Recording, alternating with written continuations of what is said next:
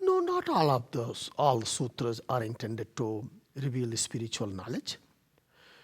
Uh, in fact, a large number of sutras are focused, or let's say dedicated to understanding ourselves, understanding our mind, understanding our thought process, understanding the source of our emotions.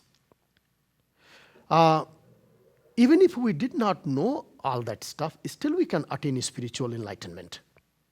But if we know, then definitely it can accelerate our process of spiritual enlightenment, and definitely it can eliminate a large number of obstacles.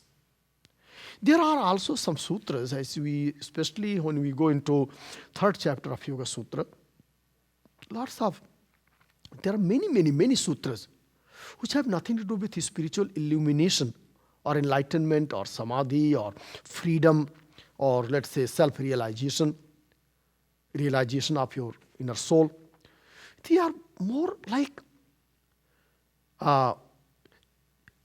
focused on scientific discovery of the universe that is inside us and helps us understand that how the universe inside us really connects to the universe outside us.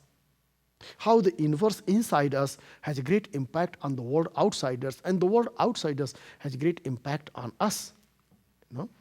So that's what. So for example, there are sutras which tell us that by applying mantras, herbs, or by applying certain unique kind of techniques of concentration, you gain yogic power to become very strong.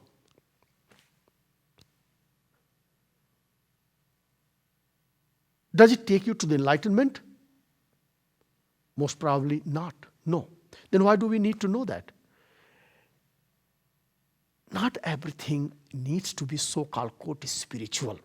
Yoga Sutra is not the purpose of Yoga Sutra is not just spiritual enlightenment. It's understanding the world that is inside you as well as understanding the world that is outside you. And finding a way that you attain freedom from all that which is within the domain of your knowing, as well as attaining freedom from such obstacles and pains and problems which are not within the domain of your knowing.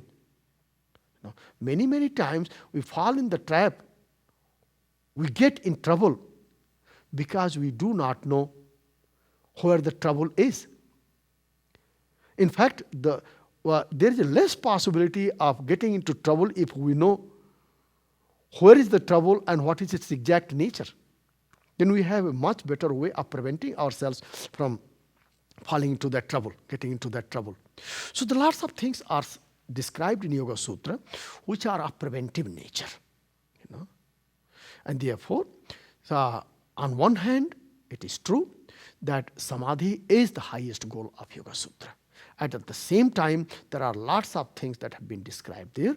They are not part of samadhi. And that's why very clearly Yoga Sutra says that these things, quote, these things, meaning non-spiritual aspects of life and the reality that has been described in Yoga Sutra, on one hand is a great achievement, but from the standpoint of achieving samadhi, they are actually obstacles. As long as you know what is your goal, you will not get stuck with those obstacles. But if you do not know what is your goal, then those so-called achievements are so attractive that you think that, oh wow, that is so wonderful. And then you will lose the sight of your most important part of the goal of your life.